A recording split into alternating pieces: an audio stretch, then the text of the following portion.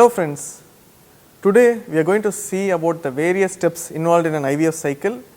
We all know very well that IVF cycle is very stressful both physically as well as mentally. So, we will make it very simple. So, what are the steps involved in an IVF cycle?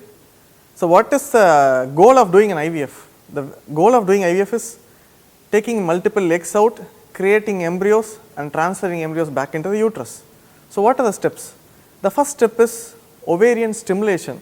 We all know very well that in a natural cycle, a woman develops only one egg, but in an IVF cycle, we need more eggs. More eggs means more success.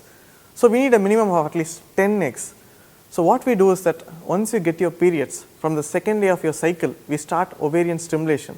We use injections called FSH and HMG. So, either one can be used or even both can be used depending on your clinical condition. The most commonest injection used is Gonal-f. It is an imported injection. So, what we do is we start injection on the second or third day of your periods, continue this injection for at least 10 days. During this period, we will be doing scans at different intervals. The first scan will be done on the second day, next scan on the 6th day, next on the 8th day and 10th day and so on. So, during this scan we will check the number of follicle and the size of follicle. Once the follicle number is good and the size of follicle is good, we next go ahead with ovulation trigger. So, we use an injection called HCG. This HCG will cause an LH surge. The LH hormone will surge and the follicle will rupture. And 36 hours after this HCG injection, we will be doing an egg pickup. So, you all know very well about the egg pickup, that is collecting the eggs. So, how do we do? Under anesthesia. Under anesthesia, using an ultrasound guidance, we will be passing a needle, small needle inside the ovary and sucking all the follicular fluids out. Once the fluid comes out, the embryologist will screen the fluid for eggs. So, all the eggs will be collected and will be stored in an incubator. Now, the husband produces semen sample, the semen sample is washed and the motile good sperms are selected and they can be put into the petri dish.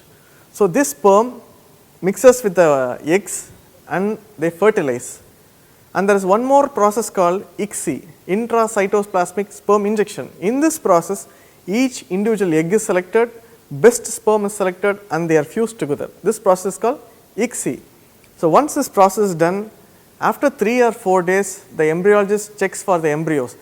We see how many eggs are fertilized, how many embryos are available, and we select the best 2 or 3 embryos and transfer it into the uterus. So, what do we do with the rest of the embryos? Rest of the embryos will be frozen for future use. Once you become pregnant, you can use the embryos for second pregnancy, or in case you miscarry, you can use it for the second pregnancy.